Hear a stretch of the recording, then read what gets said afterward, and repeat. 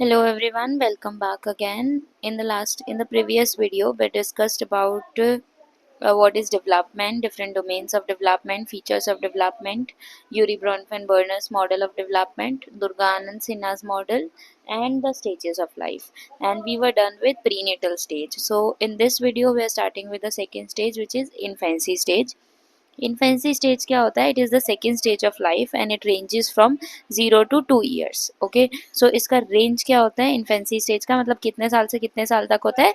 0 से 2 ईयर का. जब बच्चे का बर्थ होता है तब से लेके जब तक वो 2 साल का नहीं हो जाता तब तक चलता रहता है. इन्फेंसी स्टेज में बच्चा जो है वो इन 4 डोमेन्स में डेवलप करता है. First is motor development, second is sensory development, third is socio emotional development and fourth is cognitive development. ठीक है, वन बाय वन इसको करते हैं. Starting with the sensory development. Sensory development किससे रिलेटेड है? हमारे सेंसेस से रिलेटेड है. ठीक है, सेंसेस में क्या क्या आएंगे तुम्हारे?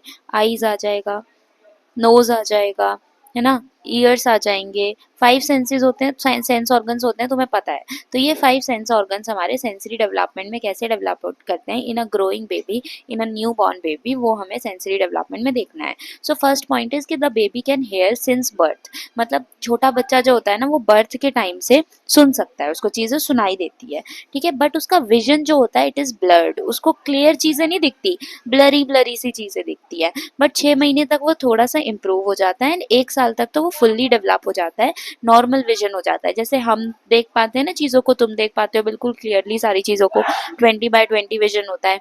वैसे ही 1 ईयर के बाद बच्चे का भी विजन हो जाता है, बट बर्थ के टाइम पे वो थोड़ा सा ब्लरी होता है.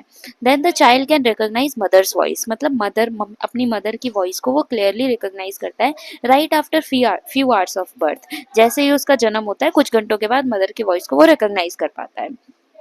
Then the child shows preference for similar faces. उन फेसेस को वो प्रेफर करता है, उन फेसेस के सामने वो रहना चाहता है जिनको वो बार बार देखता है. और बार बार छोटा बच्चा किसको देखता है? अपने पेरेंट्स को देखता है, मम्मी पापा को. अगर ग्रैंड पेरेंट्स है उसको देखता है, केयर टेकर को देखता है. तो कोई भी छोटा बच्चा है ना, तुम देखना काफी बच्चे ऐसे होते हैं जिनको कोई स्ट्रेंजर के पास का फेस दिखाओगे या तुम एज अ स्ट्रेंजर उसके पास जाओगे तो वो रोने लगेगा, क्योंकि उसको फेमिलियर फेसेस ही समझ में आते हैं. वो उनके पास ही, उनके अराउंड ही सेफ फील करता है, स्ट्रेंजर्स के अराउंड वो सेफ नहीं फील करता. तो that's why they prefers familiar faces. फिर आता है हमारा दे रिस्पॉन्ड टू टच. उनको अगर टच करोगे, उनके चीक्स को टच करोगे, उनके पैरों को टच करोगे तो वो टच को रिस्पॉन्ड करते हैं, उनको वो टच फील होता है.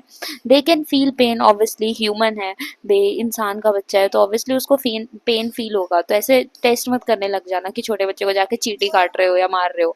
But they can feel pain. अगर उनको कहीं भी जरा सा भी चोट लगती है या कुछ टच होता है तो उनको पेन फील होता है. And the smell and taste capacity present at birth. मतलब चीज़ों को वो स्मेल भी कर सकते हैं और टेस्ट भी कर सकते हैं सिंस बर्थ. तो ये हमारे सेंसरी ऑर्गन्स कैसे डेवलप होते हैं 0 to 2 years में वो लिखा हुआ है. पहला विजन से रिलेटेड, पहला तुम्हारा हेयरिंग से रिलेटेड हो गया कि कान उनके डेवलप होते हैं, वो बचपन से ही सुन पाते हैं. दूसरा आईज से रिलेटेड हो गया कि देख पाते हैं बट थोड़ा सा ब्लर देख पाते हैं. देन हो गया कि वो मदर के वॉइस को पहचान लेते हैं, फेमिलियर फेसेस को प्रेफर करते हैं, स्किन भी उनकी रिस्पॉन्सिव होती है, टच को वो फील कर पाते हैं, स्मेल और टेस्ट को भी वो रिकॉग्नाइज कर पाते हैं. So these were the sensory development. अब हम आते हैं मोटर डेवलपमेंट पे. मोटर डेवलपमेंट का मतलब क्या होता है? मूवमेंट से रिलेटेड होता है. कल वाली वीडियो में ही बताया था मैंने कि motor means movement, how we coordinate our legs and hands, है ना. तो बचपन से बच्चे के अंदर कुछ रिफ्लेक्सेस प्रेजेंट होते हैं. इस रिफ्लेक्स में कुछ तो बेसिक रिफ्लेक्स आता है. वॉकिंग तो नहीं, छोटा बच्चा वॉकिंग नहीं कर पाता, but as they grow on वो क्रॉलिंग करते हैं, चीज़ों को पकड़ के खड़े हो जाते हैं. Then we have yawning on blinking. छोटे बच्चे जो होते हैं ना वो यॉन करते हैं, ब्लिंक करते हैं, रोते हैं. तो दीज आर ऑल्सो रिफ्लेक्सेस. इसके अलावा क्या क्या चीज़ें होती है? इसके अलावा हमारे 4 डिफरेंट टाइप्स के रिफ्लेक्सेस होते हैं जो तुम्हारी एनसीईआरटी के अंदर ना एक टेबल बनी हुई है उसके अंदर है. अब ये होता कैसे है वो देखो. फर्स्ट तुम्हारी टेबल जो है वो इस टाइप से बनी हुई है एनसीईआरटी के अंदर. उसके अंदर इधर तो सारे रिफ्लेक्सेस लिखे हुए हैं 4, इधर उनका मीनिंग लिखा हुआ है सेकंड लाइन में, और मीनिंग के बाद थर्ड लाइन में लिखा हुआ है कि वो कितने टाइम तक, कितने एज तक तुम्हें दिखेंगे बच्चे के अंदर. Now the first reflex is मोरो.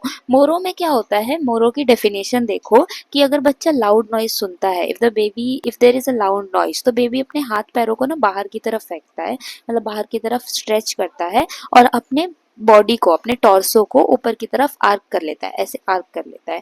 सो ये बेबी है, अगर उसने लाउड नॉइज सुनी तो देखो हाथ पैर उसके बाहर की तरफ आ गए और बॉडी को उसने आर्क कर लिया। So this reflex is called मोरो। और ये कब तक रहता है बच्चे के अंदर? ये रहता है 6 to 7 मंथ के लिए, उसके बाद वो खत्म हो जाता है, उसके बाद वो तुम्हें नहीं दिखेगा। अब ये टाइम का क्या इम्पोर्टेंस है ये मैं चारों कर लेते हैं, उसके बाद बताऊंगी। Next is routing. रूटिंग में क्या होता है? Turning the head and opening the mouth when the cheek is touch. तो ये देखो, ये छोटा बच्चा है ना, इसके माउथ को जब तुम टच करोगे, जैसे चीक्स को ऐसे स्ट्रोक करोगे ना अपने फिंगर से, तो वो माउथ को ओपन करेगा, क्योंकि फिंगर उसको स्टिमुलेशन प्रोवाइड करता है, और जैसे ही स्टिमुलेशन प्रोवाइड करेगा उसको लगेगा कि कोई उसको फीड कराना चाह रहा है, तो इसीलिए वो माउथ को ओपन करेगा। And this particular reflex usually disappears at 3 to 6 month, मतलब 3 से 6 महीने के बच्चे में ये चीज़ें तुम्हें नहीं दिखेगी। Next we have grasping. Grasping मतलब जब तुम उसको फिंगर या कोई ऑब्जेक्ट दोगे, उसके हाथ के अगेंस्ट प्रेस करोगे, तो क्या होगा? वो बेबी उसको ग्रैब कर लेगा, पकड़ लेगा। तो ये देखो, तुमने उसको फिंगर दिया, फिंगर उसको ग्रैब कर लिया, एंड उनकी ग्रास्प जो होती है ना, वो इतनी स्ट्रांग होती है कि जल्दी उसको छोड़ते नहीं है, चाहे वो फिंगर हो, चाहे वो पेंसिल हो, चाहे वो बाल हो, वो उसको बहुत स्ट्रांगली ग्रास्प कर लेते हैं। And this reflex disappears at 3 to 4 month. उसके बाद वो वॉलेंटरली चीज़ों को पकड़ते हैं, उनको चीज़ अच्छी लग रही है तो पकड़ेंगे, नेसेसिटी नहीं होती है। And the last one is Babinski. Babinski में क्या होता है? उनके जो टोज होते हैं, पैर होते हैं, अगर उनके पीछे के एरिया को तुम स्ट्रोक करोगे अपने फिंगर से, तो वो क्या करेंगे? अपने फिंगर्स को इनवर्ड कर्ल कर लेंगे, इस तरह से वो फिंगर्स को कर्ल कर लेते हैं। This is known as Babinski. And Babinski usually 8 to 12 months में डिसअपियर हो जाता है। अब ये डिसअपियरिंग टाइम हम क्यों पढ़ रहे हैं? क्योंकि देखो, अगर रूटिंग तुम्हारे 3 से 6 महीने के बच्चे के अंदर दिखना चाहिए, उसके बाद वो खत्म हो जाएगा, तो तुम बच्चे को जब रेगुलर चेकअप के लिए लेके जाओगे ना पीडियाट्रिशियन के पास, तो वो ये रूटिंग मैकेनिज्म या फिर ये सारे रिफ्लेक्सेस चेक करते हैं बच्चे के एज के अकॉर्डिंग। तो अगर कोई 6 महीने का बच्चा है और वो फिर भी रूटीन शो कर रहा है, मतलब उसकी डेवलपमेंट स्लो हो रही है। अगर कोई 6-7 महीने का बच्चा है और वो मोरो फिर भी शो कर रहा है, मतलब उसकी डेवलपमेंट स्लो हो रही है। तो ये जो गिवन टाइम पीरियड है ना, अगर उसमें वो बच्चे स्टिल रिफ्लेक्सेस शो कर रहे होते हैं तो उनकी डेवलपमेंट स्लो है, और अगर ये रिफ्लेक्सेस गिवन टाइम पीरियड से पहले खत्म हो जाते हैं तो मतलब उनकी डेवलपमेंट जल्दी हो रही है, या फिर इसी टाइम के अकॉर्डिंग होते हैं तो नॉर्मल हो रही है। So these reflexes are used to determine the course of development in newborn babies. तो ये समझ आ गया तुम्हें कि मोटर डेवलपमेंट क्या होता है। फिर क्या होता है? जब उनका नर्वस सिस्टम धीरे धीरे स्ट्रांग हो जाता है, डेवलप हो जाता है, तो उनके अंदर फिंगर मोटर स्किल्स भी डेवलप होने लग जाती है। जैसे वो फिंगर से ना चीज़ों को टच कर सकते हैं, ऑब्जेक्ट को टच कर सकते हैं, ग्रैब कर सकते हैं, तो वो बाद में होता है, right. Next we have cognitive development. Cognition का मतलब क्या था? कॉग्निशन किससे रिलेटेड होता है? माइंड से रिलेटेड होता है। तो ऑब्वियसली 0 to 2 ईयर्स के बच्चे का कितना ही माइंड डेवलप होगा, नहीं होगा, तो उनको कुछ भी समझ नहीं आता। बट यहाँ पे हमें दो चीज़ें पढ़नी है, एक तो ऑब्जेक्ट परमानेंस और एक लैंग्वेज डेवलपमेंट।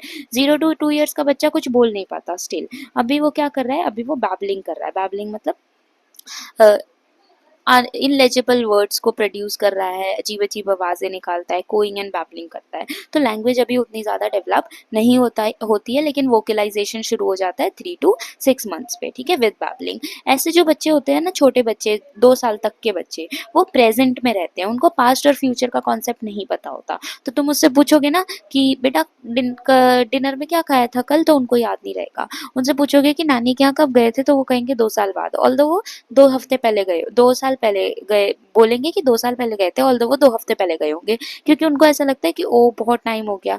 वो बहुत जल्दी जल्दी चीज़ें भूल जाते हैं। अगर तुम्हारी फैमिली में कोई छोटा बच्चा है और तुम उसको रेगुलरली नहीं मिलते, तो वो तुम्हारा फेस रिकॉग्नाइज नहीं करके रख पाएगा, है ना। और ये बहुत छोटे बच्चे की बात हो रही है, वो तुम्हें बहुत जल्दी भूल जाएगा। क्यों? क्योंकि दे लिव इन अ प्रेजेंट। उनको जो प्रेजेंट में दिख रहा है, जो प्रेजेंट में हो रहा है, वही चीज़ें समझ आती है, पास्ट और फ्यूचर समझ में नहीं आता है। And then there is a concept of object permanence. Object permanence का मतलब ये होता है कि यू नो कि कोई चीज़ अगर तुम्हारे सामने नहीं है, वो फिर भी एग्जिस्ट कर रही है। मैं अगर तुमसे तुम्हारा फ़ोन ले लूँ, तो तुम्हें पता है ना, वो फोन मेरे पास है, तुम्हारे पास नहीं है, लेकिन इट स्टिल एग्जिस्ट। बच्चों को ऐसा नहीं लगता, बच्चों को ऐसा लगता है कि जो चीज़ मेरे सामने नहीं है ना, वो एग्जिस्ट ही नहीं करती, अब दुनिया में है ही नहीं अब। तो दे लैक ऑब्जेक्ट परमानेंस, ठीक है। इसीलिए छोटे बच्चों के साथ अगर तुम उसका कोई टॉय लेके छुपा लोगे, तो वो रोने लग जाएंगे, क्योंकि उनको ये नहीं समझ आता कि टॉय छुपाया गया। उनको ये लगता है कि उनका टॉय अब एग्जिस्ट ही नहीं करता, खत्म हो गया। अगर उनके साथ पीकाबू खेलोगे, है ना, तो पीकाबू खेलने में तुम जब उनके आईज जब अपने फेस को कवर करोगे, तो तो वो नहीं खुश होंगे, लेकिन जब अपने फेस को अनकवर करोगे तो बहुत खुश हो जाते हैं, क्योंकि उनको लगता है कि अब ये चीज़ वापस आ गई है मेरे पास, अब ये चीज़ वापस एग्जिस्ट करने लग गई है। तो ऑब्जेक्ट परमानेंस क्या होता है? It is the awareness that the object continue to exist when not perceived, ठीक है, और ये बच्चों के अंदर नहीं होता है। They lack object permanence, that is the key difference. सिर्फ एग्जाम में ये मत लिख के आ जाना कि ऑब्जेक्ट परमानेंस होता है कॉग्निटिव डेवलपमेंट में, no.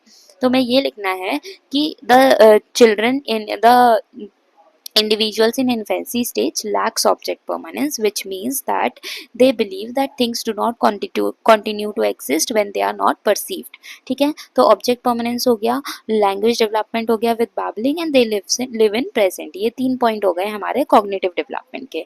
Next we have socio emotional development. ये थोड़ा सा लेंथी है।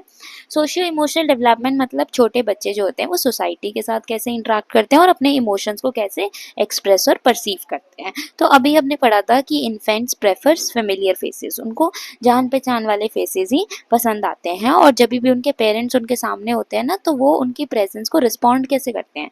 दे रिस्पॉन्ड बाय कूइंग और गर्कलिंग, मतलब वो साउंड्स प्रोड्यूस करते हैं, ओ करके साउंड प्रोड्यूस करते हैं, सो दैट उनके पेरेंट्स उनको अटेंशन प्रोवाइड करें, ठीक है। And they are frightened by strangers, strangers अगर उनके सामने आ जाते हैं तो उनसे उनको डर लगता है, that's why they start crying. अब ये जो 0 to 2 ईयर्स का टाइम है, इस बीच में पेरेंट्स या फिर जो भी केयर गिवर है, जो भी उसकी सारी नीड्स को फुलफिल कर रहा है, उसके बीच और बच्चे के बीच एक बॉन्ड फॉर्म होता है, क्लोज इमोशनल बॉन्ड फॉर्म होता है, जिसको हम बोलते हैं attachment. So what is attachment? Attachment is a close emotional bond form between the infant and the care giver.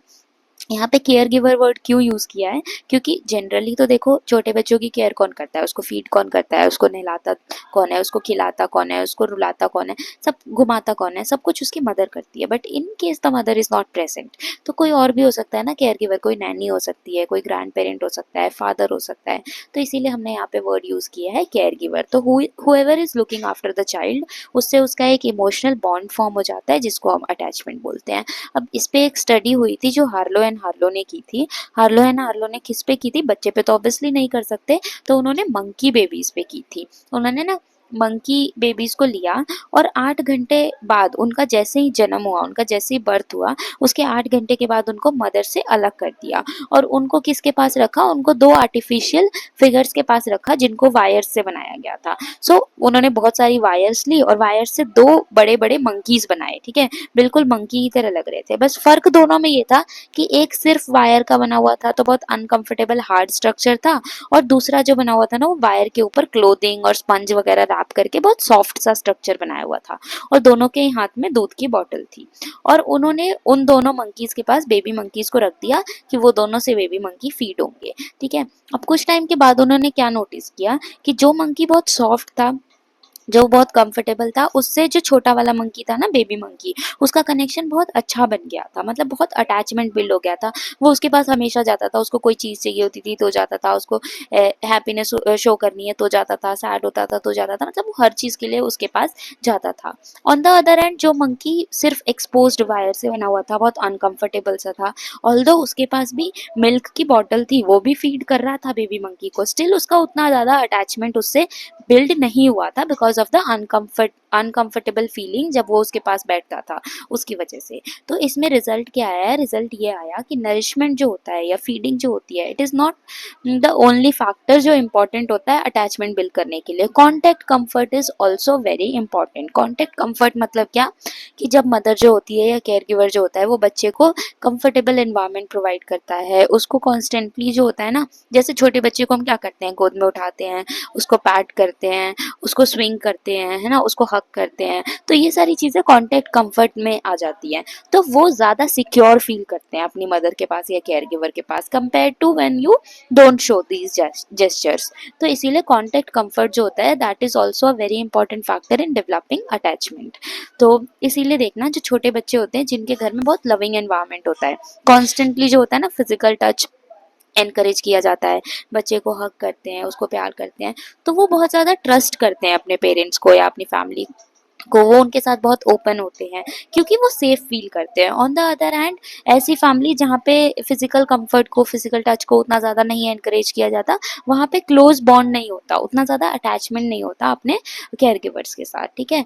And इसी को एरिक एरिक्सन ने ट्रस्ट वर्सेस मिसट्रस्ट के फॉर्म में बोला था, मतलब एक्सप्लेन किया था। ही सेड कि इन्फेंसी स्टेज में क्या होता है, जो छोटे बच्चे होते हैं ना, वो अपने केयर गिवर को ट्रस्ट करना सीखते हैं। अब वो ट्रस्ट कैसे करेंगे, उनकी बहुत सारी नीड्स होती है जो खुद के लिए वो नहीं फुलफिल कर सकते हैं ना। उनको खाना चाहिए लेकिन वो खुद नहीं खा सकते, वो अगर रो रहे हैं, डिस्कम्फर्टेबल हैं, तो उनको क्लोथ्स चेंज करने हैं, वो खुद नहीं कर सकते। उनको सुलाना है किसी को क्योंकि वो खुद को नहीं सुला सकते। So these are the needs जो उनको फुलफिल करनी है, लेकिन वो खुद नहीं कर सकते। तो जब केयर गिवर उनकी सारी बेसिक नीड्स को फुलफिल करता है, उसके फिजिकल नीड्स को फुलफिल करता है, उसके स्टिमुलेशन को फुलफिल करता है, उसको कंफर्ट प्रोवाइड करता है, तो इन्फेंट्स बिलीव कि जो वर्ल्ड है it is a safe place, और इस सेफ्टी की वजह से ना उसके अंदर ट्रस्ट वाली फीलिंग डेवलप होती है।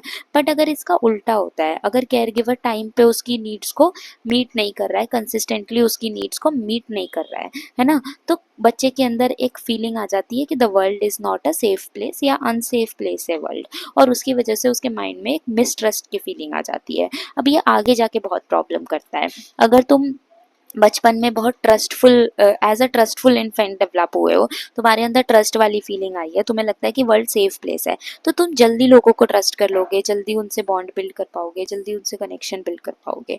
ऑन द अदर हैंड तुम्हें अगर ऐसा लगता है कि world is a bad place, तो तुम उससे उतना जल्दी कनेक्शन बिल्ड नहीं कर पाओगे। So this was the explanation of attachment according to Erik Erikson, ठीक है। तो ये याद रखना, कितनी डेवलपमेंट पढ़ ली हमने, मोटर डेवलपमेंट पढ़ ली जिसमें रिफ्लेक्सेस आते हैं, सेंसरी डेवलपमेंट पढ़ ली जिसके अंदर सेंस ऑर्गन्स का डेवलपमेंट आता है, सोशियो इमोशनल पढ़ लिया जिसमें हमारे इमोशंस और सोशल इंटरेक्शन कैसे डेवलप होते हैं वो आता है, एंड कॉग्निटिव पढ़ लिया जिसमें माइंड से रिलेटेड डेवलपमेंट आता है, ठीक है। सो इसमें भी वही बेसिक चीज़ें लिखी हुई हैं। ऑल्सो ये जो लैक ऑफ ऑब्जेक्ट परमानेंस वाला कॉन्सेप्ट है ना, वो जीन पियाजे ने दिया था, हमें आगे जीन पियाजे की थ्योरी भी पढ़नी है।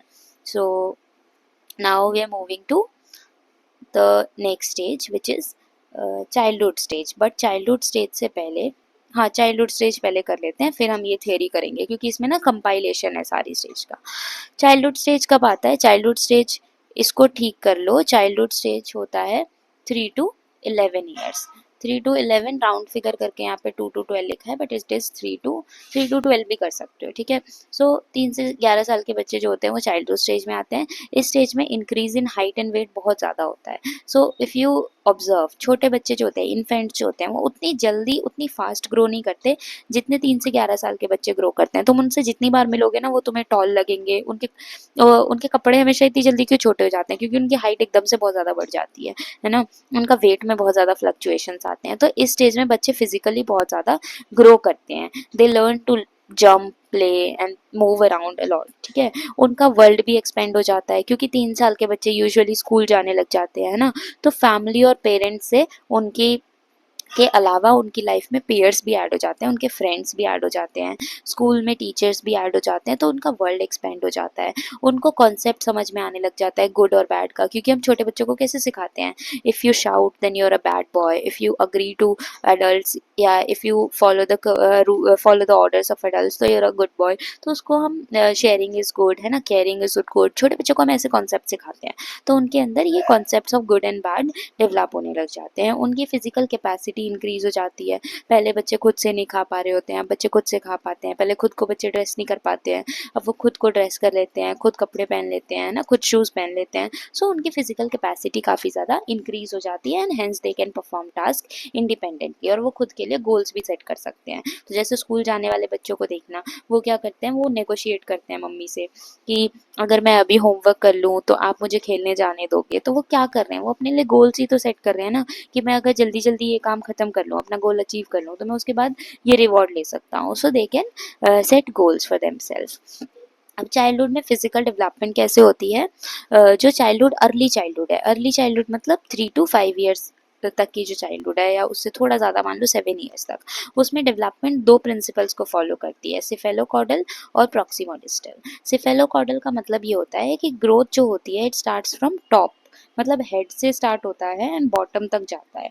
तो यहाँ से हमारी ग्रोथ स्टार्ट हुई है एंड देन फीट की तरफ वो मूव कर रही है। अब इसका मतलब क्या है, तुमने कभी बिल्कुल छोटे बच्चे को गोद में उठाया है, उसका जो हेड होता है ना वो स्टेबल नहीं होता। अगर तुम उसकी हेड पे हाथ नहीं रखोगे, उसकी गर्दन पे हाथ नहीं रखोगे तो पीछे की तरफ रोल कर जाता है।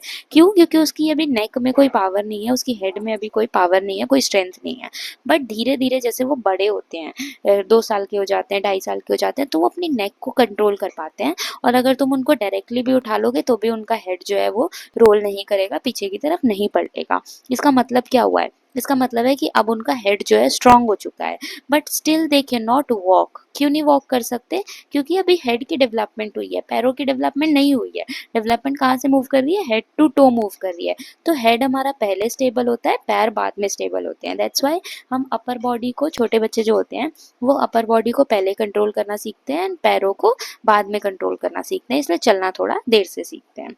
Okay, and then next principle is proximodistal development. Proximodistal development का मतलब ये है कि जो ग्रोथ होती है it starts from the centre of the body and goes outward.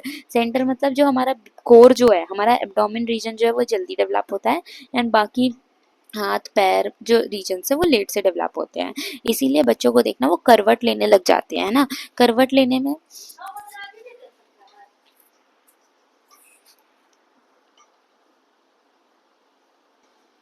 सो कहाँ थे हम? हाँ, प्रॉक्सिमोडिस्टल। प्रॉक्सिमोडिस्टल करवट लेते हुए देखा है ना बच्चों को, तो करवट लेने में क्या होता है, हमारा जो मिडल रीजन होता है वो ज़्यादा एक्टिव होता है एंड बाकी अभी चीज़ें एक्टिव नहीं हुई होती है। तो the principal that centre develops first और उसके बाद हमारा पेरीफेरी डेवलप होता है, दैट इज प्रॉक्सिमोडिस्टल। तो ये दो प्रिंसिपल्स ऑफ डेवलपमेंट है, इसको याद रखना, कई बार इसमें डिफरेंस आ जाता है। ठीक है, अब हमारा ब्रेन एंड हेड जो होता है that grows rapidly then other parts of the body.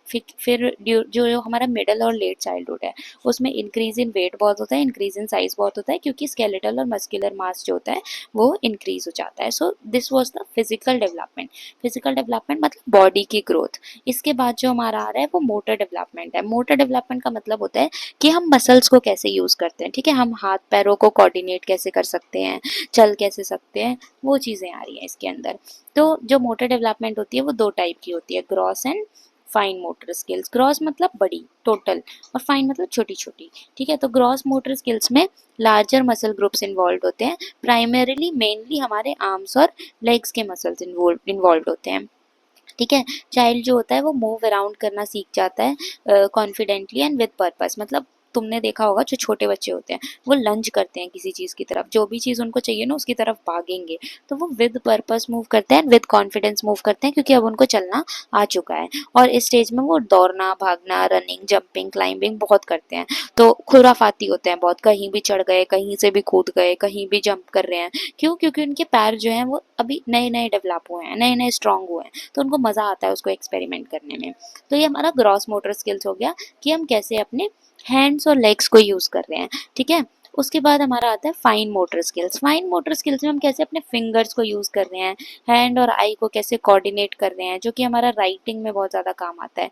जब तुम लिख रहे होते हो तो तुम क्या करते हो, देख आंखों से देखते हो और हाथों से लिखते हो, है ना। तो कोऑर्डिनेट करते हो ना कि एक लाइन में लिखना है, क्या चीज़ देख के कहाँ लिखनी है। सो फिंगर डेक्सटेरिटी और हैंड आई मूवमेंट डेवलप होती है फाइन मोटर स्किल्स में।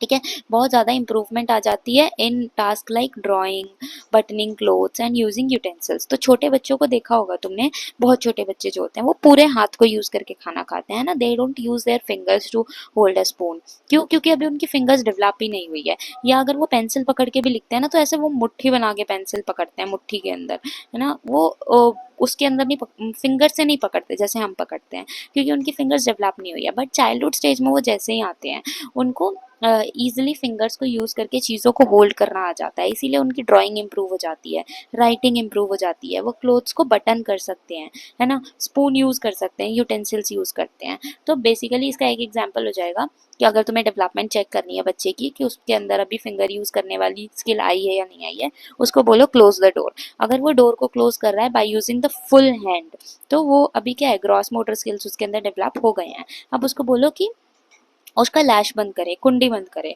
अगर वो डोर नॉब को फिंगर्स को यूज करके बंद कर पा रहा है तो मतलब उसकी फाइन मोटर स्किल्स भी डेवलप हो चुकी है, ठीक है। और इसी स्टेज में, चाइल्डहुड स्टेज में, अर्ली चाइल्डहुड मतलब 3 to 5 ईयर्स में हैंड प्रेफरेंस भी डेवलप हो जाती है। हैंड प्रेफरेंस मतलब कि तुम लेफ्ट हैंड यूज करोगे या राइट हैंड यूज करोगे थ्रू आउट योर लाइफ, तुम लेफ्टी हो या राइटी हो, ये भी स्टेज में डेवलप हो जाती है। फिर तुम्हारी एनसीईआरटी में ना ये टेबल है जिसमें एग्जाम्पल्स लिखे हुए हैं कि एज वाइज कौन कौन सी स्किल्स डेवलप हो जाती है। तो जब बच्चा 3 साल का होता है वो हॉपिंग कर पाता है, जंपिंग कर पाता है, रनिंग भी कर पाता है। हॉपिंग मतलब छोटे छोटे जंप्स लेना, जंपिंग मतलब लार्जर स्पेस कवर करना, रनिंग मतलब दौड़ना। फाइन मोटर स्किल्स क्या डेवलप हो जाती है उनके अंदर, वो ब्लॉक्स को बिल्ड कर पाते हैं। लोगो पीसेस देखे ना, तो वो लोगो पीसेस को कंबाइन करके ब्लॉक्स बिल्ड कर पाते हैं। वो ऑब्जेक्ट्स को उठा सकते हैं, थंब और फोर फिंगर मतलब 2 फिंगर्स को यूज करके वो ऑब्जेक्ट्स को उठा सकते हैं।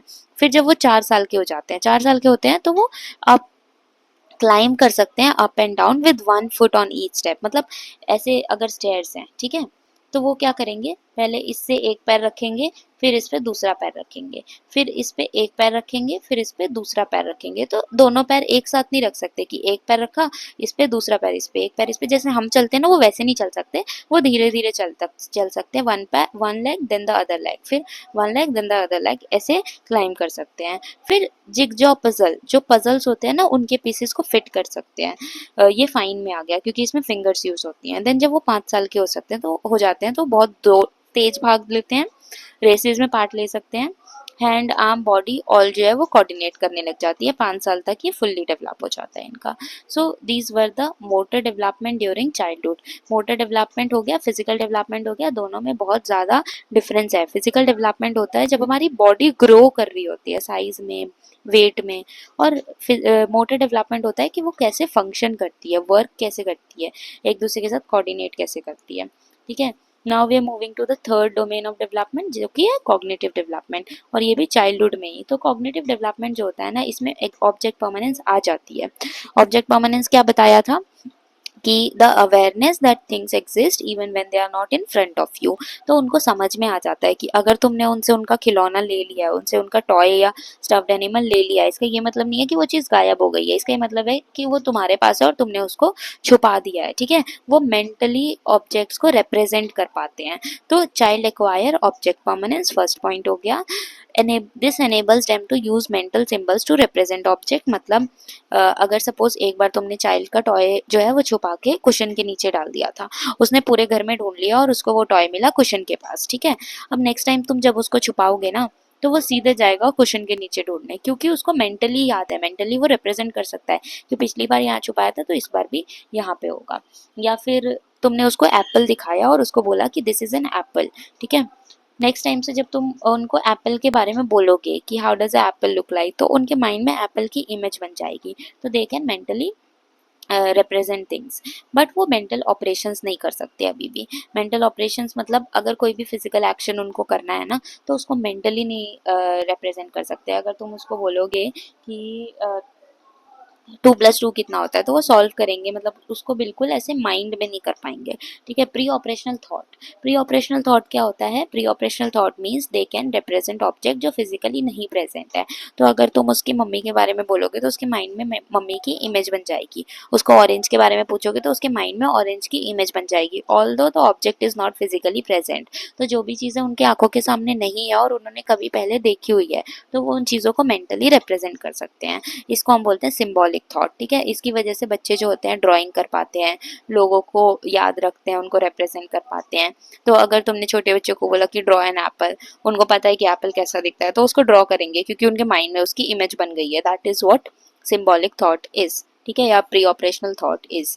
फिर आता है दूसरा कॉन्सेप्ट ईगोसेंट्रिज्म का। ईगोसेंट्रिज्म का मतलब होता है कि छोटे बच्चे जो वर्ल्ड को देखते हैं वो सिर्फ अपने पर्सपेक्टिव से देखते हैं, उनको दूसरों का पर्सपेक्टिव, दूसरों का पॉइंट ऑफ व्यू समझ में नहीं आता है। अब इसका क्या मतलब है, सपोज तुम छोटे बच्चे के साथ ना कोई गेम खेल रहे हो, अब अगर वो गेम में हार गए हैं ना तो दे विल फील सैड, लेकिन उनको ये नहीं समझ आएगा कि तुम जीते हो तो तुम्हें खुशी हो रही होगी, है ना। उनको चाहिए कि वो हारे हैं वो सैड है तो तुम भी सैड हो, क्योंकि उनका पर्सपेक्टिव सबको फील करना है, ठीक है। अगर वो तुम्हारे लिए कोई गिफ्ट लेके आए हैं तो वो गिफ्ट लेके आएंगे जो उनको पसंद है, चॉकलेट लेके आएंगे, स्टफ्ड एनिमल लेके आएंगे, क्यों? क्योंकि उनको लगता है अगर वो चीज़ उनको पसंद है तो वो चीज़ सबको पसंद होगी, है ना। तो वो दुनिया को अपने पॉइंट ऑफ व्यू से देखते हैं, दूसरों का पॉइंट ऑफ व्यू उनको समझ में नहीं आता। Then we have animism. Animism मतलब attributing life like qualities to inanimate और नॉन लिविंग थिंग्स, ठीक है। तो वो कोई भी चीज हो, बेड हो, जमीन हो, डोर हो, कुछ भी हो, वो सबको लिविंग थिंग की तरह ट्रीट करते हैं। तो उनको लगता है कि जैसे वो है, बिकॉज ईगोसेंट्रिज्म, वो दूसरों के पर्सपेक्टिव को नहीं समझते, तो उनको लगता है जैसे वो हैं, जैसे उनको पेन फील होता है, जैसे उनको भूख लगती है, वैसे ही हर चीज को पेन फील होता है, हर चीज को भूख लगती है, हर चीज लिविंग बीइंग है। That is why they try to feed their stuffed animals. वो खाना खिलाते हैं अपने स्टफ्ड एनिमल को, क्योंकि उनको लगता है वो उसको भूख लगी होगी। अगर उनका टॉय गिर जाता है तो वो उसको उठा के उसको प्यार करते हैं, क्योंकि उनको लगता है जैसे वो गिरते हैं उनको चोट लगती है, वैसे ही उनके टॉय को भी चोट लगी होगी। So they attribute life like qualities to all the objects around them, चाहे वो लिविंग हो चाहे वो नॉन लिविंग हो, ठीक है। फॉर एग्जाम्पल क्या हो जाएगा इसका, अगर एक बच्चा रोड पे गिर गया, स्लिप हो गया, तो वो बोलेगा द रोड इज हर्टिंग मी। तो तुम कहते हो ना कि चलो रोड को मारते हैं, या टेबल ने चोट लगा दी, रुको टेबल को मारते हैं, क्योंकि बच्चों को लगता है कि उसको भी चोट लगेगी। So that is in animism. Next आता है इंट्यूटिव थॉट। इंट्यूटिव थॉट जो होता है वो 4 से 7 साल के बीच डेवलप होता है, एंड ये बच्चे की क्यूरियोसिटी की वजह से होता है। सो 4 से 7 साल के बच्चे जो होते हैं ना, बहुत नोजी होते हैं, इतने क्वेश्चंस पूछते हैं, इतने क्वेश्चंस पूछते हैं, हर चीज के बारे में क्वेश्चन पूछते हैं। Why is the sky blue, where does the moon go in the day, रात को सन कहाँ चला जाता है, मतलब हर चीज के बारे में क्वेश्चन पूछेंगे, बिकॉज वो बहुत क्यूरियोसिटी उनके अंदर बहुत ज्यादा होती है, क्यूरियस होते हैं। तो इसी को हम बोलते हैं इंट्यूटिव थॉट, कि उनके अंदर हमेशा कोई ना कोई थॉट आता रहता है। सो ये हो गया। उसके बाद है कि they focus on single characteristic of anything. Single characteristic का मतलब क्या है, जैसे अगर तुमने उनको एक ग्लास दिखाया जो बहुत टॉल है, लेकिन बहुत ज़्यादा नैरो है, और दूसरा ग्लास दिखाया जो कि बहुत वाइड है लेकिन छोटा है, और तुम उनसे, और दोनों में सेम अमाउंट का पानी आता है, लेकिन तुम उनसे पूछोगे कि किस में पानी ज़्यादा होगा, तो वो कहेंगे टॉल वाले ग्लास में, क्योंकि उनको क्या समझ आ रहा है कि जो उनको सिर्फ एक ही चीज़ समझ आ रही है, लेंथ, है ना। तो वो देखेंगे कि इसकी लेंथ तो छोटी है और इसकी लेंथ तो बड़ी है, तो बड़े वाले में ज़्यादा पानी आएगा। या फिर ऐसे करो, तुमने 10 कॉइन्स लिए या 5 कॉइन्स लिए, एक को कॉइन्स को पास पास में रख दिया, ठीक है, ऐसे पास पास में रख दिया, और दूसरे में 5 कॉइन्स को ही थोड़ा सा दूर दूर रख दिया, and you go and ask them कि कौन से वाले रो में ज़्यादा कॉइन्स है, तो वो बोलेंगे इस वाले रो में ज़्यादा कॉइन्स है, क्योंकि वो दूर दूर है, तो उनको लग रहा है कि ज़्यादा डिस्टेंस मतलब ज़्यादा नंबर ऑफ कॉइन्स। क्यों होता है ऐसा? क्योंकि वो दो चीज़ों पे एक साथ फोकस नहीं कर सकते। वो ये नहीं देखेंगे कि कॉइन्स का डिस्टेंस कितना है और लेंथ लाइन की कितनी है, वो सिर्फ ये देखेंगे कि नंबर नंबर जो है ना वो मैटर नहीं करता, लाइन बड़ी है मतलब कॉइन ज़्यादा है। वैसे ही ग्लास में वो विड्थ और लेंथ दोनों को नहीं देखेंगे, वो सिर्फ ये देखेंगे कि लेंथ लंबी है तो मतलब वो ग्लास बड़ा होगा। तो छोटे बच्चों को इस चीज़ में ट्रिक करना बड़ा इजी हो जाता है। अगर वो कह रहे हैं कि मुझे 2 चॉकलेट चाहिए और तुम एक ही चॉकलेट को तोड़ कर दे रहे हो, ठीक है, तो वो ये नहीं देखेंगे चॉकलेट का साइज छोटा हो गया, वो ये देखेंगे अरे वाह 2 चॉकलेट हो गई। और ये छोटे बच्चे की बात हो रही है, ठीक है। तो ऑब्वियसली 7 साल के से बड़ा बच्चा है, 5 साल से बड़ा बच्चा है, तो उनको ये चीज़ समझ आ जाएगी कि 2 चॉकलेट है, जो कि एक ही में से निकली है, लेकिन छोटे बच्चों को समझ में नहीं आती है। And this is known as centration. Centration मतलब focus on a single characteristic. तो ये हमारे क्या थे, पॉइंट्स थे कॉग्निटिव डेवलपमेंट के, मतलब उनका दिमाग कैसे डेवलप होता है, थॉट कैसे डेवलप होता है during the early childhood period. तो ये कैरेक्टरिस्टिक्स तुम्हें एक एक सारे पता होने चाहिए। ऑब्जेक्ट परमानेंस क्या होता है, प्री ऑपरेशनल थॉट क्या होता है, सिंबॉलिक थॉट क्या होता है, ईगोसेंट्रिज्म क्या होता है, एनिमिज्म क्या होता है, इंट्यूटिव थॉट क्या होता है, एंड सेंट्रेशन क्या होता है। बहुत सारे पॉइंट्स हो गए, and you should know the definition and you should know the example. तो अगर क्वेश्चन ऐसे आ रहा है कि explain cognitive development during childhood, तो तुम इन सारे कॉन्सेप्ट को डिफाइन करके और उसके बाद उनका एग्जाम्पल भी लिखोगे। सपोज क्वेश्चन में तुमसे पूछा है कॉग्निटिव डेवलपमेंट, तुमने स्टार्ट किया एनिमिज्म से, तो डिफाइन इट कि child attribute life like qualities to inanimate object. For example the road is hurting me, so they are attributing life like characteristics to the road, तो that is answer enrichment, ठीक है। उसके बाद आता है late childhood. यहाँ पे बात किसकी हो रही थी, यहाँ पे बात हो रही थी अर्ली चाइल्डहुड की, यहाँ पे बात हो रही है मिडल एंड लेट चाइल्डहुड की। तो जैसे जैसे बच्चे थोड़े से बड़े होने लग जाते हैं, 7 से 11 साल में चले जाते हैं, तो उनके अंदर कॉन्क्रीट ऑपरेशनल थॉट डेवलप हो जाता है।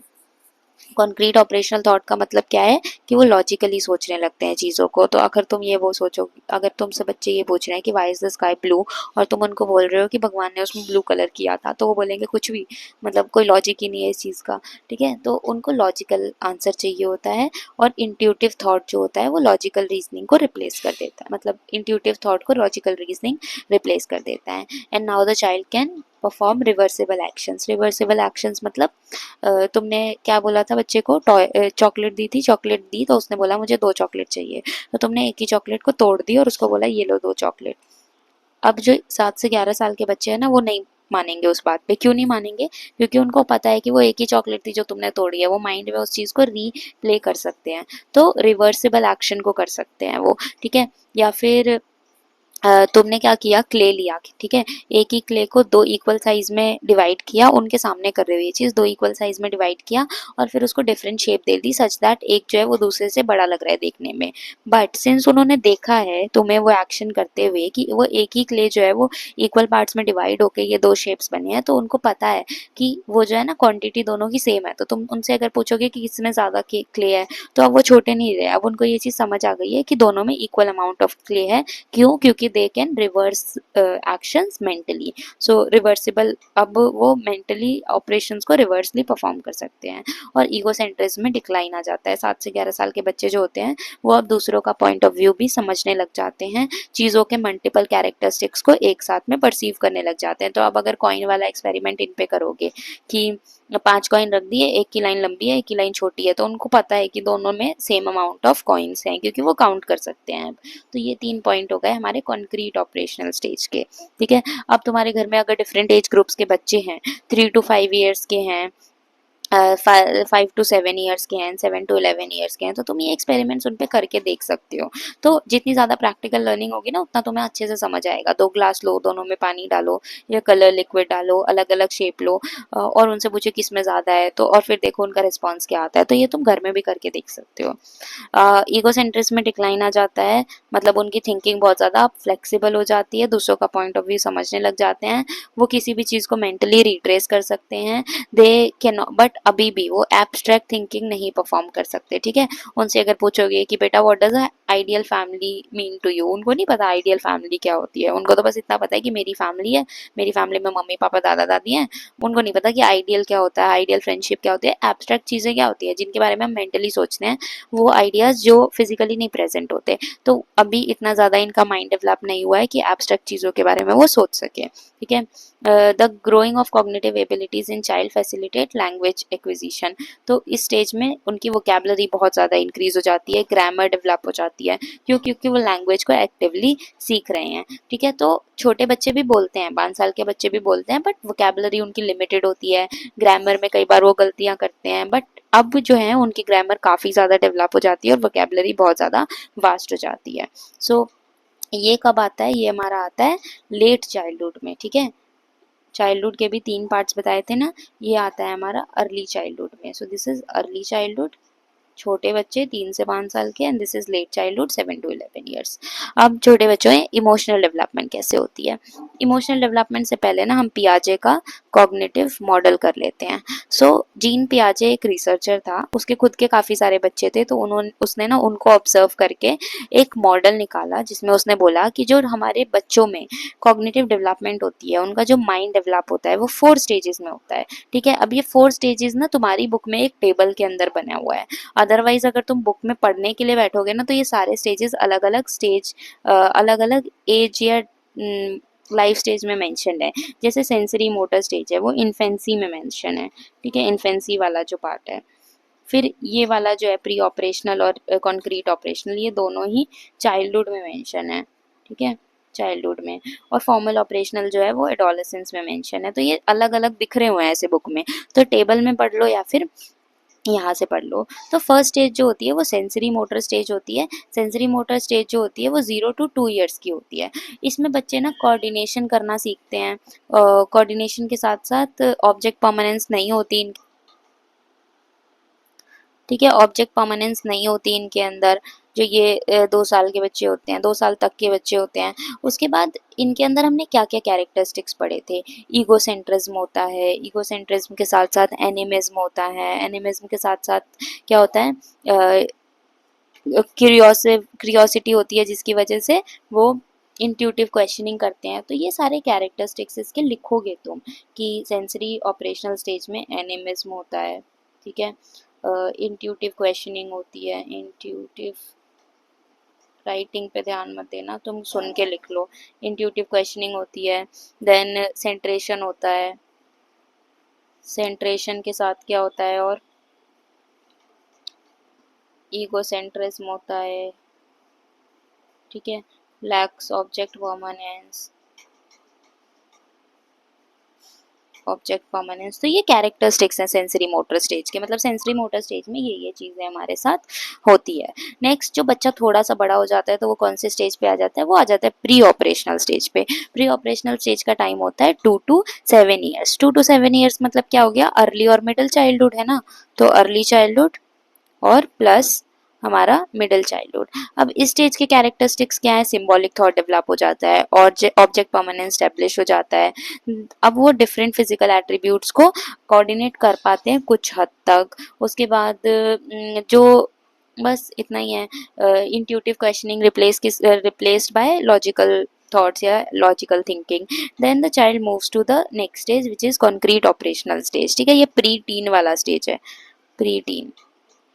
इसमें बच्चे लॉजिकली रीजन कर पाते हैं चीज़ों को, ठीक है, ऑब्जेक्ट्स को डिफरेंट सेट्स में क्लासीफाई कर पाते हैं। मतलब अगर फ्रूट्स हैं तो उनको समझ में आ जाएगा कि एप्पल, ऑरेंज, बनाना, पपाया ये सारे एक ही सेट का पार्ट हैं, ठीक है, फ्रूट्स का। ऐसे ही बॉटल गार्ड, कैबेज, ब्रिंजल, ये सारे वेजिटेबल का पार्ट है। तो मतलब डिफरेंट ऑब्जेक्ट्स को वो डिफरेंट सेट्स में, डिफरेंट ग्रुप्स में क्लासीफाई कर पाते हैं। And children at this age can represent objects mentally and reverse them mentally. मतलब ये रिवर्स एक्शन परफॉर्म कर पाते हैं कि उल्टा चीज़ों को सोच सकते हैं ना, वो मेंटली ट्रेस कर सकते हैं ऑब्जेक्ट को। सपोज उनको उनका टैब नहीं मिल रहा तो वो ना ढूंढ सोचेंगे कि मैं सुबह उठा था, मैंने यहाँ रखा, यहाँ रखा, यहाँ रखा, तो मेरा टैब वहाँ पे होगा, तो रिवर्स कर सकते हैं वो एक्शंस को। So these are the characteristics of concrete operational stage. और कॉन्क्रीट ऑपरेशन के स्टेज के बाद हम लास्ट स्टेज पे पहुंचते हैं which is formal operational stage, और ये 12 ऑनवर्ड्स होता है, 12 ईयर ऑनवर्ड।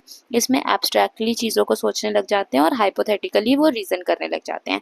एब्स्ट्रैक्टली मतलब क्या कि जो चीज़ प्रेजेंट नहीं है, जो चीज़ तुम्हारी आंखों के सामने फिजिकली नहीं दिख रही है, तुम उनके बारे में भी सोच पा रहे हो। तुम्हें कॉन्सेप्ट समझ में आने लग जाते हैं कि आइडियल फैमिली क्या होती है, आइडियल मैरिज क्या होती है, फ्रेंड्स क्या होते हैं, लाइफ कैसी होनी चाहिए, क्या चीज़ें मैटर करती हैं। मतलब ऐसी चीज़ें जो बातें हैं ना जो दिखाई नहीं देती, वो चीज़ें तुम सोचने लग जाते हो। और इसमें हाइपोथेटिकल थिंकिंग डेवलप हो जाती है। हाइपोथेटिकल थिंकिंग क्या होती है कि बच्चे अपना हाइपोथेसिस बनाते हैं, हाइपोथेसिस मतलब अजम्पशन, और चेक करते हैं कि उनकी लाइफ में वो हाइपोथेसिस सपोर्ट हो रहा है नहीं हो रहा। अब फ्रेंडशिप के बेसिस एग्जांपल समझो कि उनको समझ में आया कि एक आइडियल फ्रेंडशिप जो होती है वो ऐसी होती है जिसमें दोनों फ्रेंड्स एक दूसरे की हेल्प करें, उनको पॉजिटिव फीडबैक दें, उन दोनों को हमेशा एक दूसरे की प्रॉब्लम सॉल्व करने में हेल्प करवाएं। तो ये इनका हाइपोथेसिस हो गया कि this is how an ideal friendship looks like. अब वो अपने रियल लाइफ में ढूंढेंगे एग्जाम्पल कि उनके फ्रेंड्स ऐसे हैं या नहीं है, तो उनको समझ आएगा कि अच्छा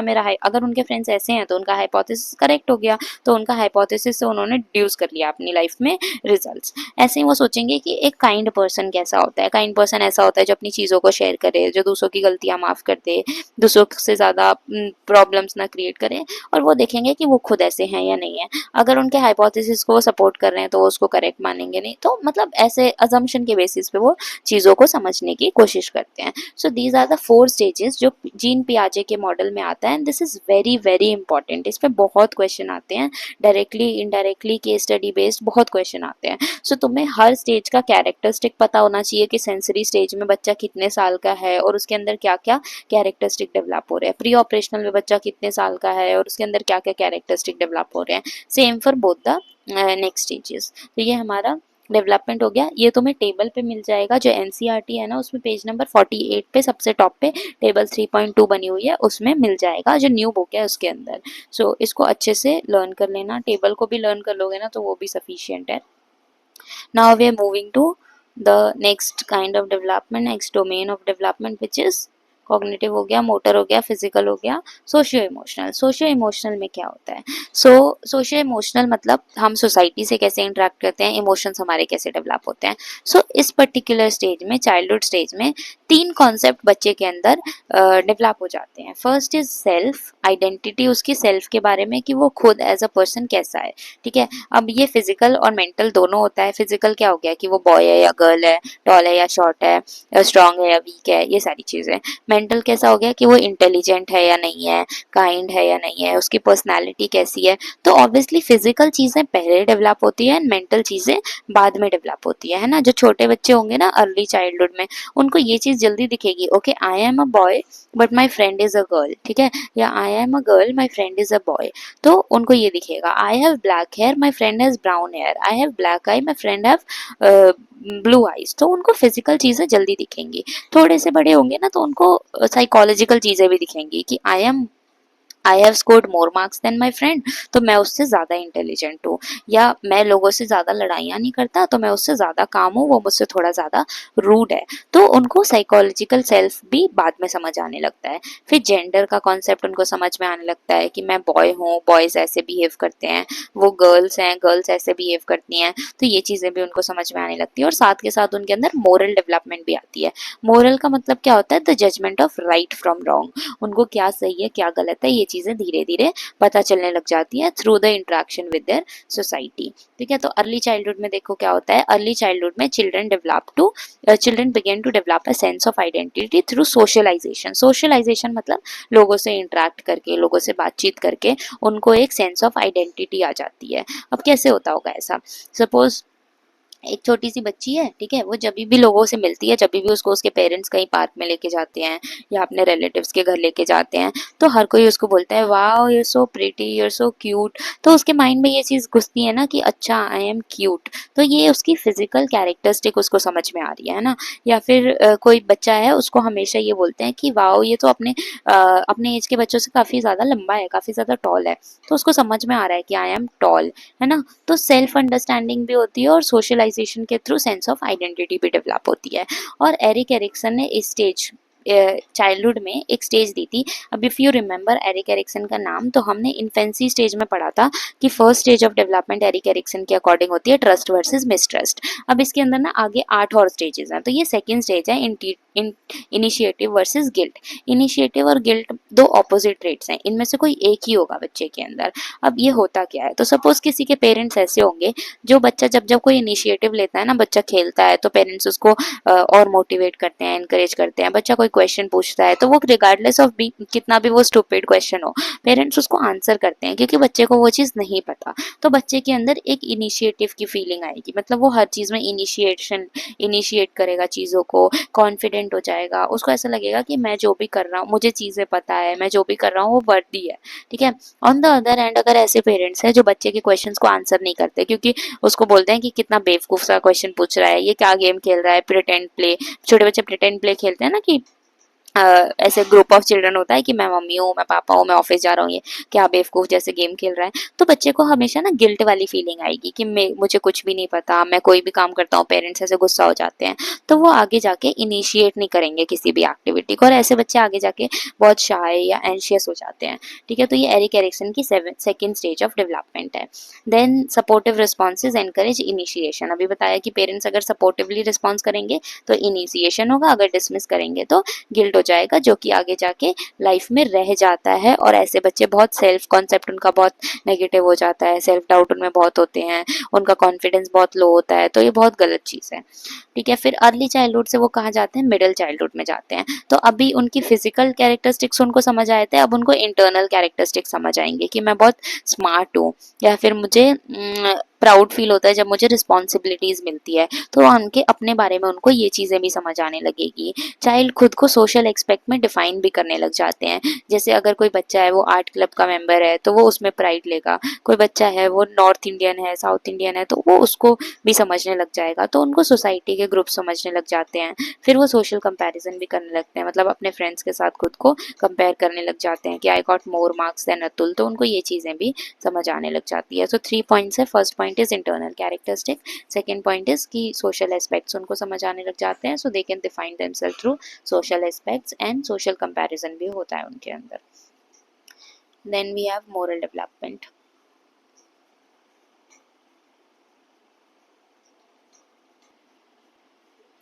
सो कॉग्निटिव डेवलपमेंट हमारा खत्म हो गया, सोशियो इमोशनल डेवलपमेंट हमारा खत्म हो गया. अब हमारा नेक्स्ट टाइप ऑफ डेवलपमेंट आता है which is moral development. Moral development का मतलब क्या है? द जजमेंट ऑफ राइट और रॉन्ग. मतलब राइट को वो रॉन्ग से डिफ्रेंशिएट कर पा रहे हैं, उनको समझ आ रहा है कि राइट क्या है, रॉन्ग क्या है. बट ये करने से पहले ना एरिक एरिक्सन की स्टेजेस समझ लो एक बार. ये तुम्हारी बुक में क्योंकि लिखी नहीं हुई है, बिखरी बिखरी सी है और कोई टेबल भी नहीं है, सो समझ लो इसको और देख लो. एरिक एरिक्सन जो था वो एक रिसर्चर था, साइकोलॉजिस्ट था. उसने बोला कि a person moves through 8 stages of development in their course of life. मतलब बचपन से लेके और जब तक वो मर नहीं जाते, जब तक उनकी डेथ नहीं हो जाती, तब तक वो 8 स्टेजेस से मूव करते हैं.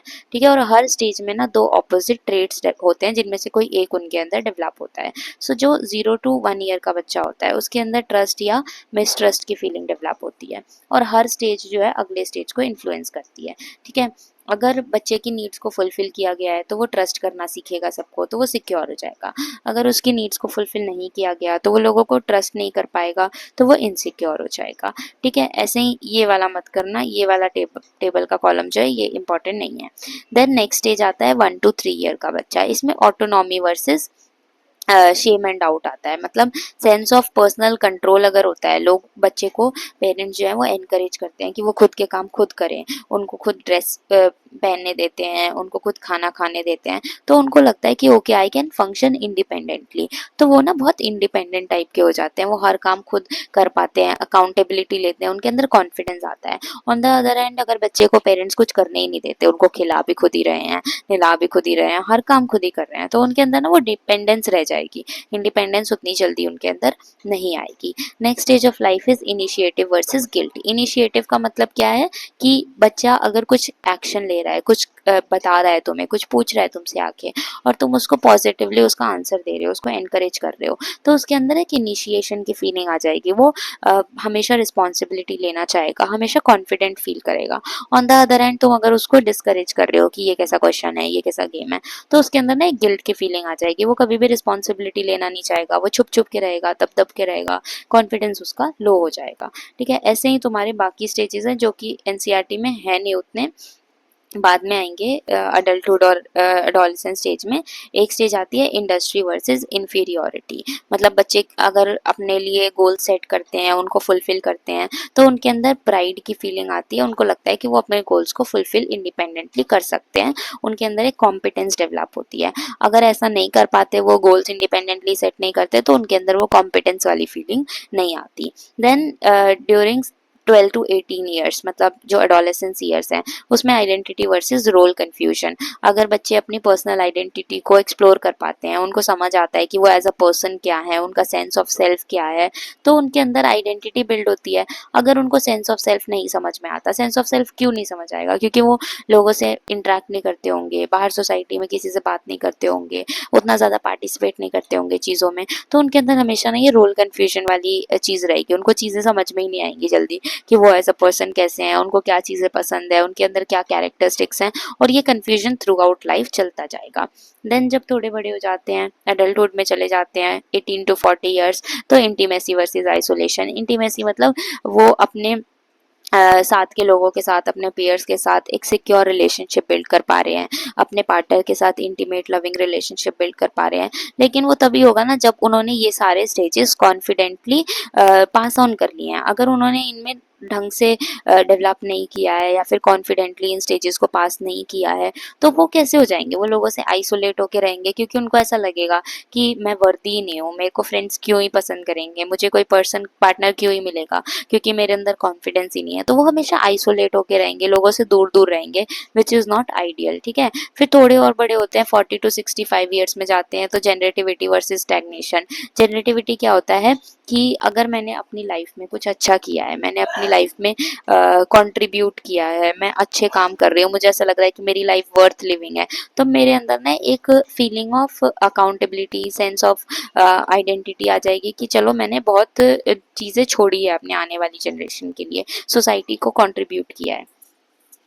But on the other hand अगर मैं ऐसा सोच रही हूँ कि मैंने तो अपनी लाइफ में कुछ किया ही नहीं है, मेरे को जितनी चीज़ें अचीव करनी थी मैं उसमें से आधी चीज़ें अचीव ही नहीं कर पाई, तो हमेशा ना मुझे वो रिग्रेट होता रहेगा, मुझे लगेगा कि मैंने सोसाइटी को कुछ कंट्रीब्यूट नहीं किया, तो मैं हमेशा उस रिग्रेट में ही जीती रह जाऊंगी। And then the last stage is ego identity integrity versus despair. अगर अगेन तुमने अपनी लाइफ में कुछ अच्छा किया है ना, तो तुम सोचोगे कि तुम अपने बच्चों के लिए कुछ अच्छा छोड़ के जा रहे हो, है ना, तुम्हारी लाइफ जो थी वो वर्थ लिविंग थी, तुमने जितनी चीज गोल्स अपने लिए बनाए थे वो सब फुलफिल कर लिए, तो तुमने अपनी लाइफ में बहुत कुछ कर लिया है, अब तुम्हें डेथ से कोई प्रॉब्लम नहीं है, डर नहीं लगता। लेकिन अगर तुम्हारे बहुत सारे गिल्ट्स हैं, तुम्हारे बहुत सारे रिग्रेट्स हैं, तुम्हें लग रहा है कि मैं बहुत कुछ कर सकता था बट मैं कर नहीं पाया, मेरे इतने सारे गोल्स थे, इतने सारे एम्स एंड एस्पिरेशंस थे, बट मैं उनमें से आधे तो अचीव ही नहीं कर पाया, तो तुम्हारे अंदर हमेशा वो रिग्रेट रहेगा, फिर तुम्हें ना डेथ अच्छी नहीं लगेगी, तुम्हें ऐसा लगेगा कि मैं क्या ही, मेरी लाइफ में मैंने क्या ही कर लिया, मैं बच्चों के लिए क्या ही छोड़ के जा रहा हूँ, मैं नेक्स्ट जनरेशन के लिए कुछ भी नहीं कर पाया। सो वो रिग्रेट की फीलिंग रह जाएगी, तो डेथ को हम एक्सेप्ट नहीं कर पाते। So these are the 8 stages of life जो हर स्टेज में होता है, और ये बचपन से लेके बुढ़ापे तक चलता जाता है। तुम्हारी बुक में मेनली ट्रस्ट वर्सेस मिसट्रस्ट के बारे में लिखा हुआ है, इनिशिएटिव वर्सेस गिल्ट के बारे में लिखा हुआ है, and identity versus role confusion के बारे में लिखा हुआ है, तो एटलीस्ट इन तीनों को तो काफ़ी अच्छे से समझ लेना। ठीक है, अब हम मोरल डेवलपमेंट करते हैं। मोरल डेवलपमेंट करके फिर नेक्स्ट में करेंगे क्योंकि काफ़ी लंबी हो जाएगी ये। Differentiating right from wrong. Right मतलब सही और रॉन्ग मतलब गलत। तो जैसे जैसे बच्चे ग्रो होते हैं ना, वो सही गलत के बारे में डिफरेंस सीखने लग जाते हैं। अब वो कैसे सीखेंगे सही गलत के बारे में डिफरेंस? उनके पेरेंट्स समझाएंगे उनको, स्कूल समझाएगा उनको, टीचर समझाएंगे उनको। तो उनके सोशलाइजेशन, इंटरेक्शन थ्रू सोसाइटी के थ्रू सही और गलत उनको समझ आने लग जाता है। अब इसमें काफ़ी सारी चीज़ें होती हैं, गिल्ट, एम्पैथी, दूसरों की हेल्प करना, एक्सेट्रा। अब मोरल डेवलपमेंट के ऊपर भी एक थ्योरी है, और ये थ्योरी किसने दी थी? ये थ्योरी दी थी कोलबर्ग ने। कोलबर्ग ने बोला कि 3 स्टेजेस से बच्चे मूव करते हैं। फर्स्ट स्टेज होता है प्री कन्वेंशनल, सेकेंड होता है कन्वेंशनल, एंड थर्ड होता है पोस्ट कन्वेंशनल। प्री कन्वेंशनल आता है 3 to 7 ईयर्स में। ठीक है, और हर स्टेज के ना, ये 3 स्टेज तो हैं, लेकिन हर स्टेज में हमारे 2-2 सब स्टेजेस हैं, तो टोटल 6 सब स्टेजेस हैं, 3 स्टेजेस हैं। तो प्री कन्वेंशनल फर्स्ट स्टेज है, जो कि नीचे से शुरू होता है और 3 से 7 साल के बच्चे होते हैं। पोस्ट कन्वेंशनल सेकेंड स्टेज है, जो 8 to 3 ईयर्स के होते हैं, 13 ईयर्स के होते हैं। एंड पोस्ट कन्वेंशनल हमारा फाइनल स्टेज है, जो अडल्टहुड में आता है। राइट, अब देखो प्री कन्वेंशनल के अंदर सब स्टेज क्या आता है? फर्स्ट सब स्टेज आता है अवॉइडिंग पनिशमेंट। तो जो छोटे बच्चे होते हैं ना, 3 से 5 साल के, उनको सही वो सारी चीज़ें लगती हैं जिनसे उनको पनिशमेंट ना मिले, एंड गलत वो सारी चीज़ें लगती हैं जिनसे उनको पनिशमेंट मिले। ओके, तो अगर उनको पेरेंट्स ने मना किया है कि टॉफ़ी नहीं खानी, एंड उन्होंने छुप छुपा के टॉफी खा ली, तो उनको क्या लगेगा कि, और पेरेंट्स को ये चीज़ पता चल गई, तो उनको लगेगा कि ये एक्शन गलत है क्योंकि मुझे पनिशमेंट मिली है। अगर उन्होंने किसी का सामान बिना पूछे ले लिया और उसकी वजह से उसको डांट पड़ी, बहुत ज़्यादा डांट पड़ी टीचर से, तो उसको लगेगा कि सिंस मुझे पनिशमेंट मिली है तो चीज़ें बिना पूछे लेना इज़ रॉन्ग। तो इसीलिए बच्चों को बहुत ज़्यादा गाइड करना पड़ता है हमेशा, क्या चीज़ सही है क्या चीज़ गलत है। So children eight 3 to 5 stage avoids punishment, और जो चीज़ें उनको पनिशमेंट अवॉइड करती है उनके लिए वो चीज़ सही है, और जो चीज़ें पनिशमेंट अवॉइड नहीं करवाती वो चीज़ें उनके लिए गलत है। देन नेक्स्ट सब स्टेज आता है सेल्फ इंटरेस्ट। अगर उनका सेल्फ इंटरेस्ट फुलफिल हो रहा है तो वो चीज़ सही है, अगर सेल्फ इंटरेस्ट फुलफिल नहीं हो रहा है तो वो चीज़ गलत है। ठीक है, then we have conventional stage. Conventional stage में 2 सब स्टेजेस आते हैं, good boy attitude and law and order. First stage जो गुड बॉय एटीट्यूड है, मतलब क्या होता है कि बच्चों के अकॉर्डिंग वो सारे एक्शंस गलत सही होते हैं जिससे तुम्हें सोसाइटी बोले कि you are a good boy. ठीक है, अगर तुम रूल्स को फॉलो कर रहे हो, डिसिप्लिन को फॉलो कर रहे हो, टाइम पे होमवर्क कर रहे हो, दूसरों की हेल्प कर रहे हो, अगर कहीं पे किसी के पैसे गिरे हैं तुम उठा के उसको रिटर्न कर रहे हो, एंड समवन इज सेइंग कि oh you are a very good boy, तो उनको लगेगा कि हाँ ये एक्शंस जो है ना दे आर राइट। और जिस चीज़ से उनको सोसाइटी बोले कि you are a bad boy या बैड पर्सन, तो उनको लगेगा ये चीज़ें गलत होती है। ठीक है, तो सोसाइटी को वो ज़्यादा इंपॉर्टेंस देते हैं। Law and order next stage है। लॉ एंड ऑर्डर मतलब लॉ के अकॉर्डिंग जो चीज़ें एथिकल है, करेक्ट है, वो चीज़ उनके लिए लिए भी करेक्ट है, जो लॉ के अकॉर्डिंग इनलीगल है, गलत है, वो चीज़ उनके लिए भी इनलीगल है या फिर गलत है। Then social contract, social contract मतलब वो इंडिविजुअल राइट्स के बेसिस पे बात करते हैं कि एज अ पर्सन इसके लिए क्या चीज़ सही है एंड क्या चीज़ गलत है। And last universal adult principle, universal principle मतलब उनके अकॉर्डिंग उन्होंने अपने लिए क्या रूल्स बनाए हुए हैं। सो इतना ज़्यादा डिटेल में इसको नहीं करना, तुम्हें ये पता होना चाहिए कि देयर आर 3 स्टेजेस, 3 स्टेजेस में pre conventional, conventional, post conventional, और हर स्टेज के जो होते हैं 6 सब स्टेजेस होते हैं। ये 6 सब स्टेजेस के नेम यहाँ पर भी लिखे हुए हैं। सो ये कोलबर्ग की थ्योरी थी। और ये हर स्टेज में ये हर स्टेज अलग अलग एज में होता है। ठीक है, चलो नेक्स्ट इसका थोड़ा सा एक्सप्लेनेशन देख लेते हैं।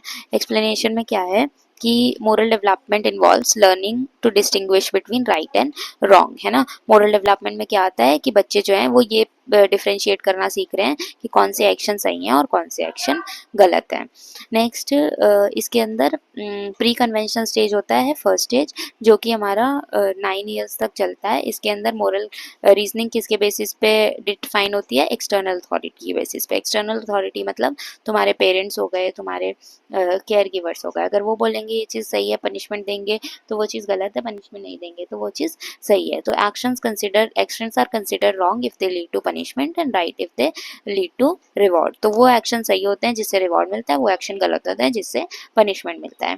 Then we move to the conventional stage. Conventional stage में सोसाइटी के रूल्स के according right and wrong decide होता है।